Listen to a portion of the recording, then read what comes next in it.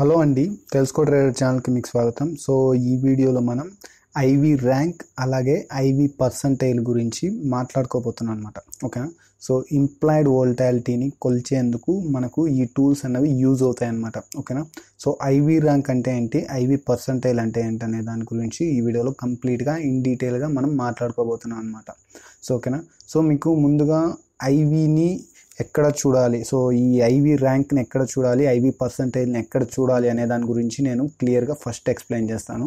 So ఇది వచ్చేసి మనకు అప్స్ట్రా ఆప్షన్ ఎడ్జ్ కదా. సో మీరు ఇక్కడ సింపుల్గా ఇక్కడ ఆప్షన్ మీద క్లిక్ చేసినట్లయితే సో మీకు ఇక్కడ ఆప్షన్ డాష్ బోర్డ్ అనే ఒక ఈ ఆప్షన్ అయితే మీకు కనిపిస్తుందండి. సో మీరు దీన్ని క్లిక్ చేసినట్లయితే సో ఇప్పుడు మీకు స్క్రీన్ పైన ఏదైతే కనిపిస్తుందో ఇది మీకు రావడం అయితే జరుగుతుందండి. ఇది కంప్లీట్లీ ఫ్రీ వెర్షన్ అనమాట. సో ఓకేనా. So okay right. సో మీరు ఇప్పుడు ఇలా ఓపెన్ చేసిన తర్వాత మీకు కనిపించేది వచ్చేసి ఐవి ర్యాంక్ అనేది, మీకు ఏ స్టాక్ కావాలన్నా సో మీకు ఇక్కడ ఐవి ర్యాంక్ అనేది మీకు కనిపిస్తుంది అనమాట. ఓకేనా. సో ఇప్పుడు మీకు implied volatility percentile, IV percentile అనేది మీరు సింపుల్గా మీరు ఆప్షన్ స్ట్రాటజీ బిల్డర్ని ఓపెన్ చేసి సో మీరు సింపుల్గా ఇక్కడ మీరు ఏ స్టాక్ కావాలో ఆ స్టాక్ని ఎంటర్ చేసినట్లయితే సో దానికి సంబంధించిన స్పాట్ ప్రైస్, ఫ్యూచర్ ప్రైస్ అలాగే లాట్ సైజ్, సో అక్కడ మనకు ఇంప్లాయిడ్ వోల్టాలిటీ అలాగే ఇంప్లాయిడ్ వోల్టాలిటీ పర్సంటైల్ అయితే మీకు రావడం జరుగుతుంది. సో ఓకేనా. సో ఇప్పుడు మనం ఫస్ట్ ఇంప్లాయిడ్ వోల్టాలిటీ ర్యాంక్ గురించి మనం మాట్లాడుకోబోతున్నాం అనమాట. ఓకేనా. సో ఈ ఇంప్లాయిడ్ వోల్టాలిటీ ర్యాంక్ అనే దాన్ని ఎలా కొలుస్తారనే దాని గురించి మాట్లాడతాము. సో ఇంప్లాయిడ్ వోల్టాలిటీ అనేది ప్రతిరోజు మనకు చేంజ్ అవుతూనే ఉంటుందన్నమాట. సో ఇన్ కేస్ మనము ఇంప్లాయిడ్ వోల్టాలిటీని కూడా ఒక గ్రాఫ్ రూపంలో వేసినట్లయితే అది కూడా ఒక మూవింగ్ యావరేజ్ లాగా, సో ఈరోజు పెరిగితే ఇంప్లాయిడ్ వోల్టాలిటీ మనకు మార్క్ పైకి వస్తుంది, సో ఈరోజు వోల్టాలిటీ తగ్గితే ఆ మార్క్ అనేది డౌన్ అవుతూ ఉంటుంది. సో అలా సో మనకు ఒక మూవింగ్ యావరేజ్లా మూవ్ అవుతూ ఉంటుంది అనమాట. సో ప్రతి స్టాకు ఒకనొక ఇంప్లాయిడ్ వోల్టాలిటీని కలిగి ఆ ఇంప్లాయిడ్ వోల్టాలిటీని మెయింటైన్ చేస్తూ మూవ్ అవుతూ ఉంటుంది అనమాట.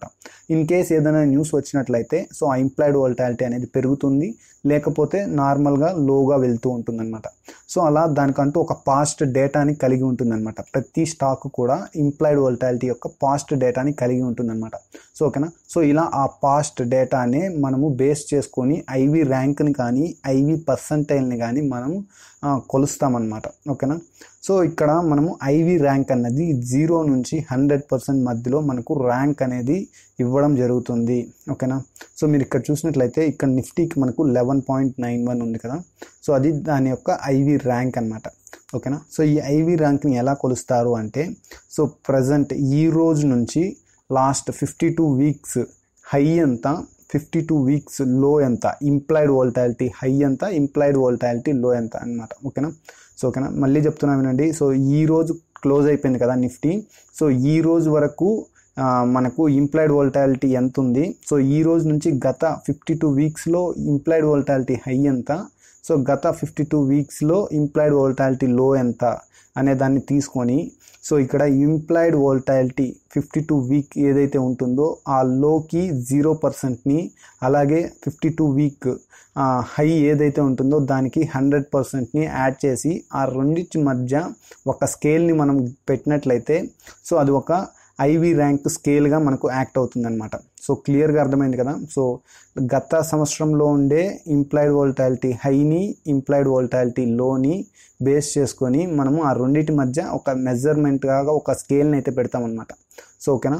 సో అలా తీసుకున్న తర్వాత మనకు ప్రజెంట్ ట్రేడ్ అవుతున్న ఇంప్లాయిడ్ వోల్టాలిటీ లెవెల్ అన్నది ఆ యొక్క హైకి ఆ యొక్క లోకి మధ్యలో ఎక్కడ ట్రేడ్ అవుతుంది అని చెప్పేది మనకు ఐవి ర్యాంక్ అన్నమాట.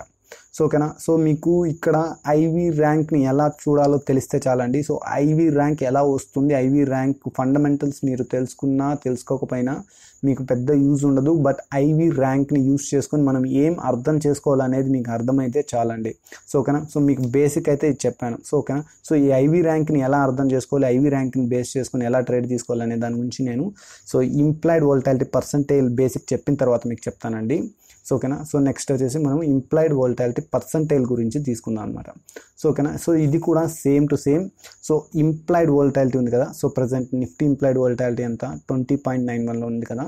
So okay. సో ఇప్పుడు మన గత 52 వీక్స్ హై అండ్ లో ఉంటుంది కదా. సో అది చాలా ఇంపార్టెంట్ అనమాట.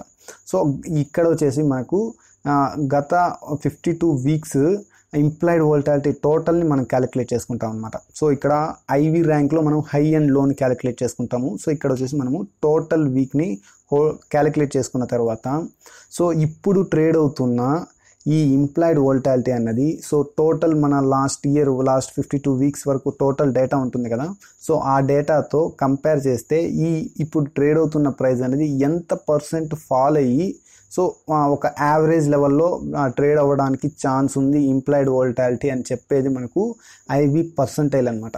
సో ఇది కొంచెం కన్ఫ్యూజన్గానే ఉంటుంది. సో మళ్ళీ చెప్పడానికి ట్రై చేస్తాను. సో మీకు ఈజీగా అర్థమవడం కోసం ఒక ప్రయత్నం అయితే చేస్తాను. అదేంటంటే సో ఇంప్లాయిడ్ వోల్టాలిటీ అనేది సో ఇక్కడ మీకు 55.92% ఉంది కదా. సో అంటే అర్థం ఏంటి అంటే సో ఈ ఇంప్లాయిడ్ వోల్టాలిటీ ఏదైతే ఉందో అది 20.91 ఉంది కదా. సో అది 55.92% ఫాల్ అయ్యి కిందకి డౌన్ అవ్వడానికి ఛాన్స్ ఉంది అని చెప్తుంది అనమాట. ఓకేనా.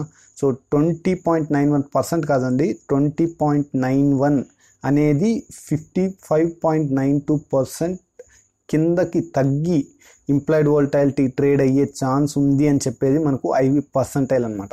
సో ఓకేనా. సో ఇప్పుడు మీకు అర్థమైందని అనుకుంటున్నాను. So okay. సో ఇప్పుడు నేను ఐవి ర్యాంక్ని అలాగే ఐవి పర్సెంటైల్ని ఎలా చూడాలనే దాని గురించి మాట్లాడతాను. సో ఓకేనా. సో ఇక్కడ మనం ఐవి ర్యాంక్ గురించి మాట్లాడతాం. సో ఐవి ర్యాంక్ అనేది హైగా ఉంది అంటే అర్థం ఏంటి అంటే సో గత లాస్ట్ 52 వీక్స్ ఇంప్లాయిడ్ వోల్టాలిటీలో ఇప్పుడు హై ఇంప్లాయిడ్ వోల్టాలిటీ ఉంది అని అర్థం అనమాట. సో అర్థమైందా. సో ఇంప్లాయిడ్ ఐవి ర్యాంక్ అనేది హైగా అంటే సపోజ్ ఒక 80లో కనిపిస్తుంది ఐవి ర్యాంక్ అంటే సో అది లాస్ట్ 52 వీక్స్కి హైకి దగ్గరగా ఉంది అని అర్థం అనమాట. అదే ఇంప్లాయిడ్ వోల్టాలిటీ ర్యాంక్ అనేది మీకు లోగా 10, 9, 6 అలా కనిపిస్తూ ఉందంటే 52 వీక్ ఇంప్లాయిడ్ వోల్టాలిటీకి లోకి దగ్గరగా ఉంది అని అర్థం అనమాట. సో ఓకేనా. సో ఇంప్లాయిడ్ వోల్టాలిటీ ర్యాంక్ అనేది మనకు హైగా ఉన్నట్లయితే మనం ఇంటర్ప్రిటేషన్ ఏం చేసుకోవాలంటే సో ఓకే ఈ స్టాక్లో ఇంప్లాయిడ్ వోల్టాలిటీ హైగా ఉంది అని మనం అర్థం చేసుకోవాలన్నమాట. ఓకేనా. సో అదే లోగా ఉన్నట్లయితే సో ఓకే లోగా ఉంది ఇంప్లాయిడ్ వోల్టాలిటీ అని అర్థం చేసుకోవచ్చు అనమాట. సో ఓకేనా. Same to same implied volatility percentile కూడా అంతే అనమాట. సపోజ్ 95% ఇంప్లాయిడ్ వోల్టాలిటీ పర్సెంటైల్ ఉంది అంటే ఓకేనా. సో ఐవి పర్సెంటైల్ 95% ఉంది అంటే సో 95 ఇప్పుడు మనకు కనిపిస్తున్న ఇంప్లాయిడ్ వోల్టాలిటీ అనేది 95% కిందకు వెళ్ళి మనకు అక్కడ లెవెల్లో ఇంప్లాయిడ్ వోల్టాలిటీ ట్రేడ్ అవ్వడానికి ఛాన్స్ ఉందని చెప్తుంది అనమాట. సో ఇక్కడ కూడా మనకు హయ్యర్ నెంబర్ కనిపిస్తే హై వోల్టాలిటీ, లోయర్ నెంబర్ కనిపిస్తే లో వోల్టాలిటీ అని అర్థం అనమాట. సో ఓకేనా. సో మీకు క్లియర్గా అర్థం చేసుకోవాల్సింది ఏంటంటే సో ఇంప్లాయిడ్ వోల్టాలిటీ పర్సెంటైల్ హైగా ఉందంటే ఆ స్టాక్లో హై ఇంప్లాయిడ్ వోల్టాలిటీ పర్సెంటైల్ ఉంది అని అర్థం అనమాట. సో సపోజ్ ఐవి పర్సెంటైల్ 80% కంటే ఎక్కువ మీకు కనిపిస్తూ ఉంది అంటే సో ఇది ఐవి పర్సెంటైల్.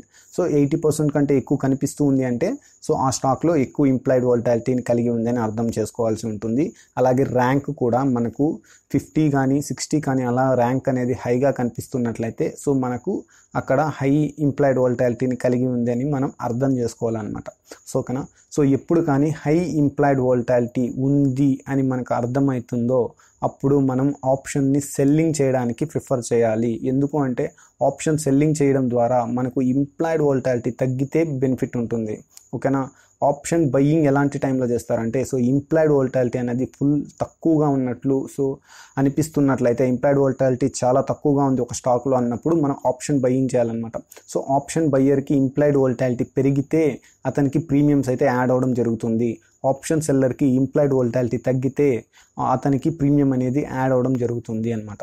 ఓకేనా. సో ఇక్కడ ఆప్షన్ సెల్లింగ్ విషయానికి వచ్చినట్లయితే మీరు షార్ట్ స్ట్రాంగిల్ కానీ ఓకేనా లేకపోతే ఐరన్ కాంటర్ కానీ ఓకేనా. సో ఈ రెండిట్లో ఏ స్ట్రాటజీనైనా మీరు అప్లై చేయొచ్చు. అప్లై చేసిన తర్వాత ఇంప్లాయిడ్ వోల్టాలిటీ తగ్గినట్లయితే సో మీకు కొంత ఎక్కువ ప్రీమియమ్స్ అయితే రావడం జరుగుతుంది. సైడ్ వేస్లో మూవ్ అయిన దానికంటే కూడా సో ఇంప్లాయిడ్ వోల్టాలిటీ రెండు మీకు కనుక మ్యాచ్ అయినట్లయితే కొంత ఎక్కువ ప్రీమియం మీరు సంపాదించుకోగలుగుతారు.